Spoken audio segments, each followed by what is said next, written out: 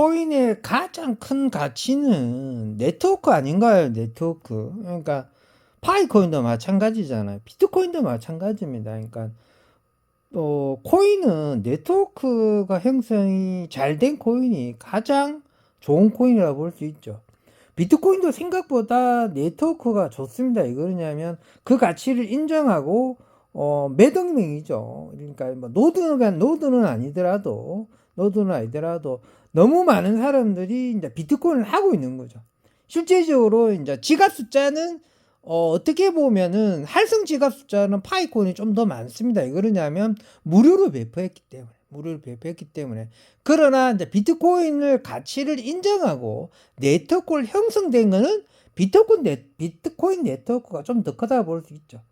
그러니까 코인이 제일 중요한 거는 네트워크라 생각합니다. 네트워크. 그러고 그런 의미에서 이제 파이코인도 네트워크가 워낙 좋기 때문에 충분히 좋은 가치가 형성이 돼야 되는데, 이제 파이코인은 지금 0.1달러대죠. 0.1달러대고 비트코인은 6만 달러대입니다. 그러면 비트코인은 기관 투자가들이 많이 투입해서 많이 매수를 했죠. 그죠? 미국에서 현물 ETF 상품이 출시됐기 때문에 이제 기관들이 비트코인을 살 수가 있었죠. 우리 파이코인은 이제 미국의 현물 ETF가 아직 안 됐습니다. 그래서 기관 투자자들이 아직 들어오지도 못했고, 아직 우리들은 약간 음지에서 지금 개발 중이고, 또 네트워크 형성을 좀 더 구체적으로 준비 중이다 봐야 돼요. 우리가 생각했을 때는 한 6년 정도 꿈꾸렸다가 이제 오픈 메인넷도 돼서 세상에 나왔기 때문에 훨훨 날아갈 줄 알았는데, 생각보다는 좀 네트워크 형성에 좀 더 치우치지 않느냐. AI 시대 때 뭐 KYC 제도가 중요하다, 뭐 이런 문제도 있는 것 같고, 제일 중요한 건데 AI 시대 때 되면은 가짜와 진짜와 구별이 되지 않기 때문에 그런 문제를 KYC 문제로 확실하게 해결한 코인이 아마 잘 되지 않겠느냐. 그리고 네트워크까지 형성된 코인이 잘 되지 않겠느냐. 뭐 판누나가 직접 말했기 때문에 그런 의미에서 또 더 개발할 게 남아 있는 것 같고요. 그러나 뭐 비트코인 같은 건 KYC 제도 자체가 없지 않습니까? 그죠? 비트코인은 KYC 제도 자체가 없어요. 그냥 그 비트코인 자체가 희소하기 때문에 그 자체의 지갑 비밀 구절만 잘 구별하면 된다. 그렇게 보는 겁니다. 그러니까 비트코인은 KYC 제도가 없어요. 우리도 파이코인도 비밀 구절만 잘 관리하면 굳이 AI에 대응할 수 있어요. 비밀 구절은 딱 한 개밖에 없지 않습니까? 그거 어떻게 대응하겠습니까? AI가 우리 비밀 구절 해킹하겠습니까? 물론 생각보다 이제 우리 파이코인도 비밀 구절 해킹을 많이 당했기 때문에 생각보다 우리 파이코인 해킹 당하신 분이 제가 주위에 보니까 너무 많아요. 솔직히 말씀드리면요, 대부분 해킹 당했더라고. 요즘은 만나는 사람보다 얼마 받았어요? 그러니까 야, 받은 거 다 해킹 당했어. 야, 받은 거 다 해킹 당해서 10분 만나면요 7분이 다 해킹 당했다니까요. 그래서 제가 한동안 몇 년 전이었죠. 몇 년 전에 한 2년 전인가요? 한 3년 전에 영상을 찍은 것 같아요. 그러니까 비트코인 말고 우리 파이코인이 생각보다 많이 해킹 당한다. 그럼 70% 이상은 해킹 대기자들이다. 결국 시간 지나면 다 해킹 당한다. 70% 이상은. 왜 이랬잖아요. 그때 악성 댓글이 진짜 많이 다녔어요. 그렇게 욕 댓글이 많이 달더라고. 뭐 네가 무슨 의미로 그 지갑 70%다 틀린다는 게 말이냐 빵꾸냐면서 그렇게 욕하더만 지금 그 욕이 싹 들어갔죠. 그러니까 이게 뭐냐면 우리가 이거 파이콘 비밀 구조를 관리할 때 생각보다 스샷을 찍는다든지 핸드폰에 저장을 한다든지 어떻게 앨범에 저장해 놓는 경우가 너무 많았어요. 그것을 막아주는 사람이 없었어요. 유튜버 자체도 없었을 때는. 그래서 내가 최초로 막 그냥 그렇게 하면 절대로 안 된다. 차라리 뭐 스포일러 사진 같은 거 일회용 사진기를 찍든가 절대로 저장하면 뭐 이렇게 기계로 스샷 찍으면 절대로 안 된다는데 뭐 그걸 진짜 내가 많이 강조했죠. 지금도 마찬가지입니다. 그래서 이제 지갑을 새로 만들게 되면 수기로 적는 것 말고는 절대로 하면 안 됩니다. 비트코인도 마찬가지. 비트코인이 지금 KYC 제도가 없잖아요. 근데 비밀 구조만 잘 관리해라 이 뜻입니다. 근데 우리 판누나는 그걸 넘어서서 사람과 사람의 지문 인식도 하고 그다음에 뭡니까 사람과 사람의 검증 시스템까지 만들어갖고 AI 시대 때 AI한테 선택받는 코인이 되기 위해서 노력하고 있습니다. 자, 말이 좀 샜지만은 어떻게 보면 그러니까 네트워크 이야기하다 보니까 여기까지 넘어왔죠. 비트코인도 네트워크가 생각보다 좀 탄탄한 편이다.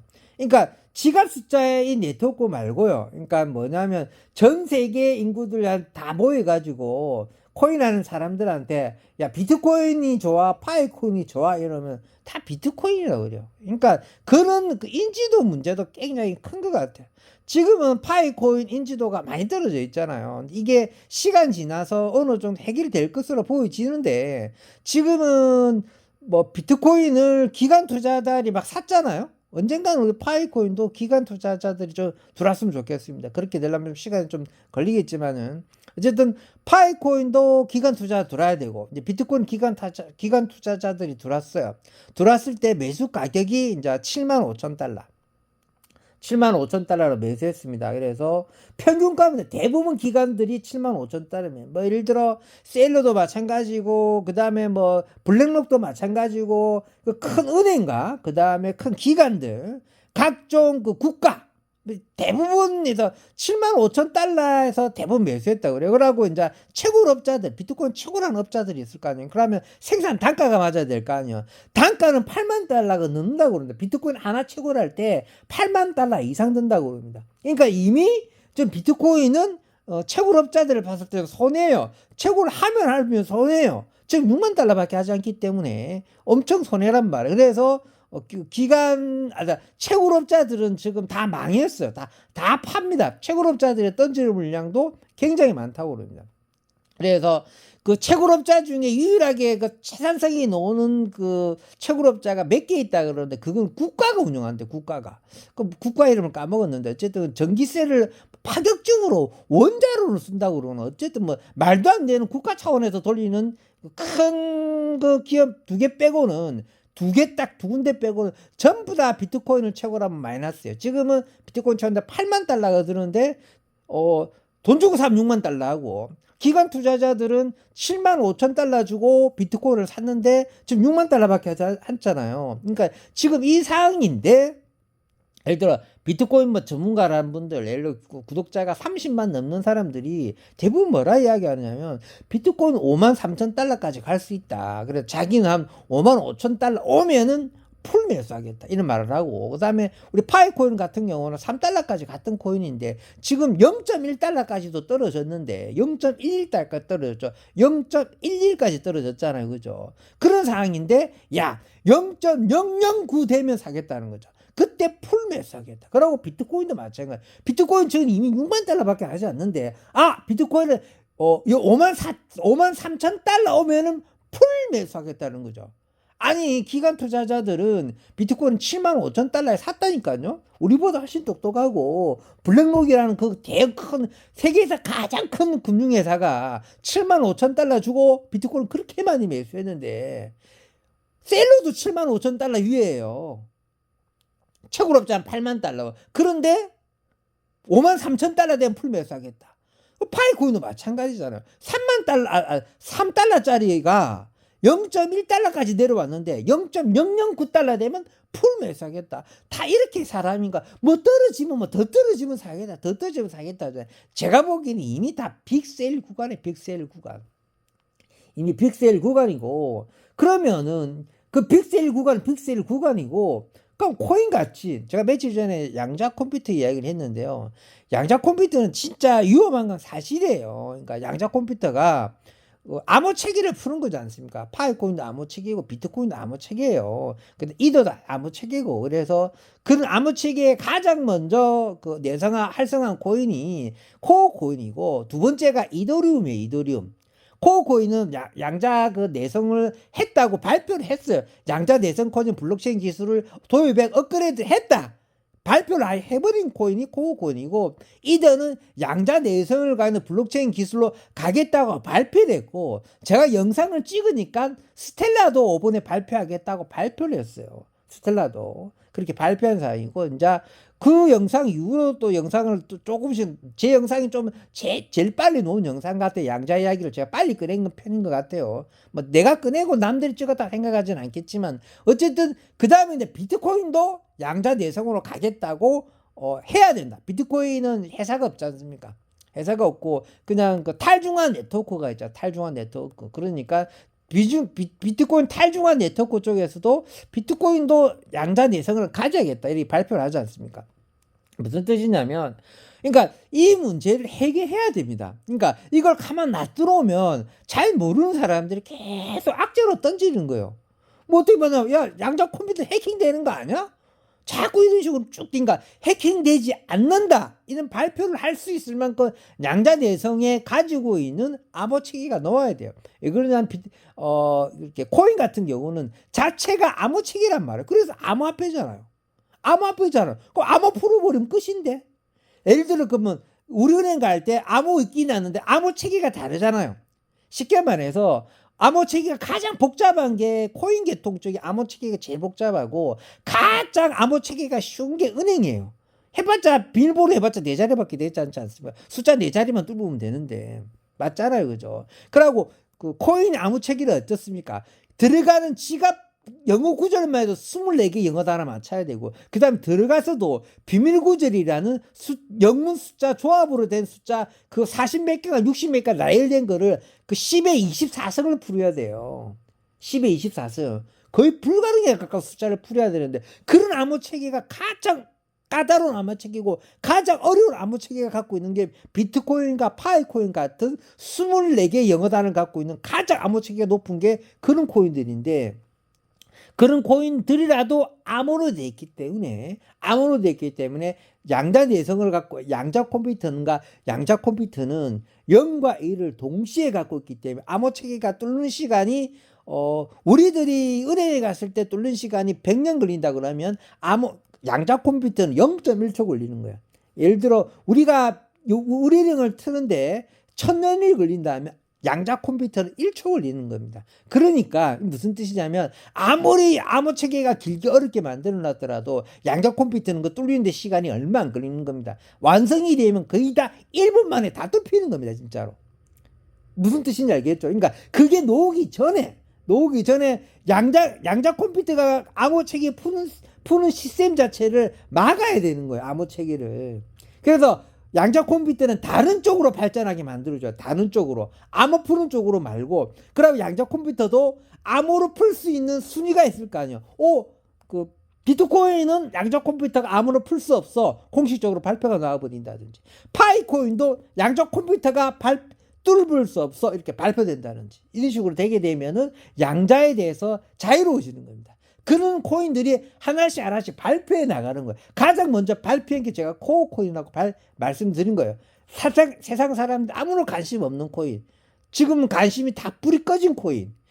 좋은 자만 좋다고 외치는 코인. 코어 코인. 그 코인이 세계에서 가장 먼저 양자 내성을 했다고 공식적으로 재단에서 발표했습니다. 1차 양자 내성을 업그레이드했다 발표했어요. 2차, 3차까지 양자 내성 업그레이드를 계속해 나가겠다. 그 다음에 두 번째로가 이더리움이 비털릭이 양자 내성으로 가기 위해서 블록체인 업그레이드 시키겠다고만 발표했고, 업그레이드 했다는 코어코인밖에 없고, 그 다음에 비트코인은 양자 내성으로 가겠다. 그 탈중앙 비트코인 세계에서 아시겠죠? 그 다음에 스텔라 코인도 마찬가지입니다. 가장 최근에 제가 영상을 찍고 그 다음날에 스텔라도 양자 내성으로 가겠다. 그래도 우리 스텔라가 연관성이 굉장히 많기 때문에 스텔라도 우리 파이코인도 스텔라 네트워크를 많이 벤치마킹 했기 때문에 우리 파이코인도 스텔라가 양자 내성이 되면 우리 파이코인도 양자 내성이 되겠지? 뭐 이렇게 보고 있는 상황입니다.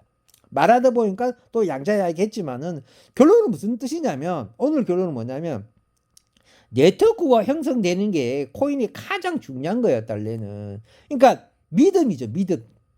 믿음의 네트워크. 비트코인이 돈이 되네? 야, 이게 그 상점에 거래할 때 거래가 되는 거였구나. 비트코인으로 스타벅스 가서 커피 사 먹을 수는 있으나 시간이 30분이나 걸리네? 너무 걸리는 거 아니야? 이런 컨셉이에요. 비트코인으로 스타벅스 가서 커피 사 먹을 수 있었어요. 우리나라에서 비트코인이 최초로 결제된 데가 인천 스타벅스점입니다. 인천 스타벅스점, 인천시장이었나? 인천의 스타벅스점이 우리나라 최초의 비트코인 결제 매장이었습니다. 아시겠죠? 거기서 스타벅스를 비트코인을 결제할 때 스타벅스를 먹을 때 비트코인을 한 개를 줬단 말이에요. 그때 한 개 줬습니다. 한 개. 비트코인 한 개 주고 스타벅스 한 잔을 받는데 그때 30분이 걸렸죠. 그래서 그때 연예인들이 와서 그 개그맨들 와서 스타벅스 그 커피 사 먹을 때 막 사진 찍고 뭐 결제가 돼요 하면서 이게 가상화폐로 하면서 했는데 그때 그 비트코인 그 뭐죠? 그 탈중앙 네트워크에서 도움을 준 거였어요. 그래서 이제 그 개그맨들이 짜장면 집에 가요. 그러니까 짜장면 먹을 때 비트코인을 5개 줘요. 스타벅스 먹을 때는 비트코인 하나 주더만. 그 개그맨 성씨가 항모였을 겁니다, 아마. 그래서 그 짜장면 집에 가서 또 비트코인을 5개 주고 또 그 짜장면을 사 먹어요. 그래서 행사가 끝나고 나서 그 개그맨한테 비트코인을 그때 100개인가 주죠, 그죠? 선물로 주죠. 선물로 주고 그냥 행사 차원으로 했었잖아요, 그죠? 근데 그 비트코인은 이제 없죠, 그죠? 왜 그러냐면 비밀 구조를 관리를 못했다. 비밀 구조를 관리를 못했다. 그때부터도 비밀 구조이 그렇게 중요한 건데 사람들이 그때 종이 화폐식으로 해서 비밀 구조 있었는데 그거를 등한시했다는 거죠. 그러나 그 시절 때 받았던 보면 뒤에 비밀 구절이 있었어요. 앞에는 그 지갑 주소가 있고 뒤에 비밀 구절이 있는 그 지갑 같이 생긴 종이 지갑 같은 게 받았는데요. 그게 만약에 어디 책꽂이에 꼽혀져 있다든지 이사할 때 툭 떨어진다 한다면 초대박 나는 겁니다. 100개, 200개가 있는 거죠. 비트코인 좀 100개면은 강남 아파트가 몇 채입니까? 무슨 뜻이냐면 비밀 구절이 그리 중요하다. 또 세버렸는데요. 그러니까 네트워크 이야기하다 보면 자꾸 이렇게 가는데요. 어쨌든 네트워크가 중요하다. 그리고 우리 파이코인 같은 경우는 비트코인이 보면 실제적으로 이렇게 네트워크 형성해서 가치를 형성하려고 그랬잖아요. 근데 시간이 많이 걸리는 문제, 해결이 안 되는 거죠. 비트코인 아직도 결제하려면 30분 이상 걸립니다. 지금은 1시간 이상 걸려요. 왜 그러냐면 네트워크가 더 많이 커졌기 때문에. 비트코인은 지갑 숫자가 많으면 많을수록 결제하는데 시간이 오래 걸려. 왜냐? 다 허락 맡아야 돼. 비트코인 가진 사람들한테 전부 다 허락 맡아야 돼. 비트코인 그런 시스템입니다. 비트코인 결제할 때마다 비트코인 가지고 있는 사람들한테 다 허락 맡아야 돼요. 전부 다. 한 명도 안 빼고 전부 다 허락 맡아야 돼요. 시간 많이 걸립니다. 가면 갈수록 시간이 많이 걸리기 때문에 결제를 할 수는 있으나 결제하기는 너무 버겁다. 그래서 두 번째로 놓은 게 이더리움이에요. 이더리움도 역시 10분의 1로 대폭 축소시킨 거예요. 10분을 대폭 축소시켰는데 결제 시스템으로 가려다가 이더리움 결제보다는 그냥 대중화 시켜가지고 스마트 컨트랙트를 해가지고 그 계약하는데 중요시 되는 걸로 좀 바뀌어요. 개인 간의 결제 시스템에서는 빠져버렸어요. 되긴 되는데 그런 쪽에 특화시키신 게 아니고 계약 쪽에 회사와 회사 예를 들어 개인과 개인 계약 쪽에만 특정된 스마트 컨트롤로 바뀐 거죠. 그 위에 그 결제 시스템 쪽에 파격적으로 놓은 코인들이 다 하나도 없습니다. 전부 다 실패했어요. 그러다가 결국 뒤늦게 파이코인이 나와서 개인 간의 화폐로 형성된 코인이 파이코인이 놓은 거죠. 그래서 그럼 니콜라스가 봤을 때는 결제를 빨리 해야 돼요. 결제를. 근데 이거 결제 시스템에 가장 빨리 돼 있는 게 그때 스텔라가 먼저 하고 있었단 말이에요. 스텔라 거를 갖고 와서 일단 도입했고요. 거기다가 우리 기술을 넣어서 새로운 블록체인 기술을 내원 기술을 발표합니다. 아시겠죠? 그래서 스텔라 덕분에 좀 속도가 굉장히 빠르게 돼 있죠. 거기다 파이코인의 블록체인 기술 합친 거예요. 스텔라 기술하고 파이코인 기술 합쳐서 내원이 됐죠. 그래서 결제할 때 1초 만에 돼요. 1초 만에 돼요. 그러면 이제 솔라나도 결제 1초 만에 돼요. 에이다도 결제 1초 만에 돼요. 진짜 1초 만에 다 되는 코인들입니다. 스텔라 1초 만에 되고 솔라나 1초 만에 되고 파이콘 다 1초 만에 결제가 되는 코인들이에요. 다 1초에서 3초 안에 다 결제가 되는 코인인데 솔라나는 개인과 개인의 화폐 시스템에 결제 시스템에 할 생각이 없어요. 이더를 잡는데 몰빵되어 있는 이더를 잡아야 돼. 이더 스마트 컨트롤에서 이더 기반에 돌아가는 그 블록체인 그 뭡니까 그 문화 큰 시장 여기 들어가고 따라잡고 싶고 이 목표가 다 이더예요. 솔라나. 그 다음에 에이다 카르다노 전부 다 이더 잡는데 몰빵되어 있죠. 개인과 개인이 화폐 시스템을 할 생각은 전혀 없어요. 그런 쪽에 특화돼서 돌아가는 코인은 전 세계에 딱 하나 있어요. 파이코인밖에 없습니다.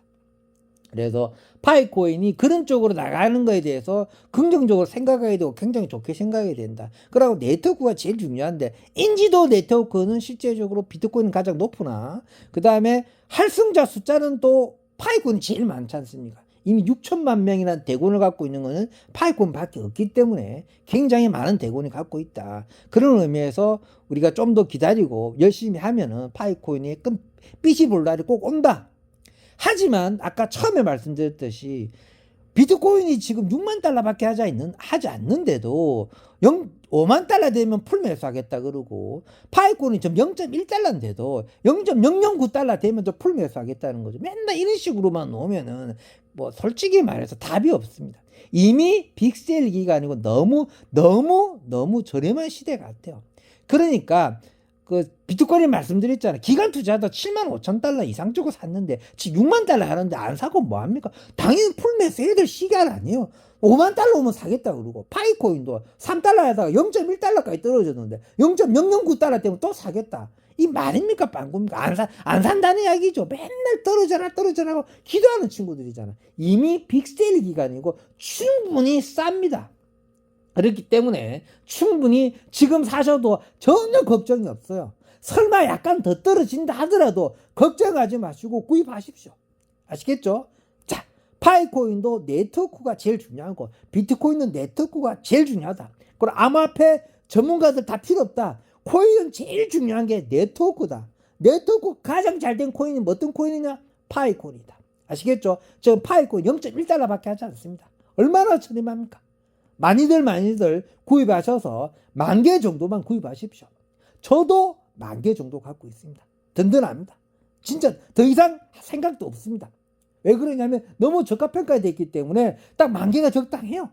어떤 분들은 더 많이 사시려고 그러는데 딱 제가 보기엔 10,000개가 적당하니까 10,000개 요즘 얼마 하지 않기 때문에 10,000개 정도만 구입하시는 거 추천드립니다. 아시겠죠? 오늘은 여기서 마치도록 하겠습니다. 평범한 사람이 부자 되었으면 좋겠습니다. 감사합니다.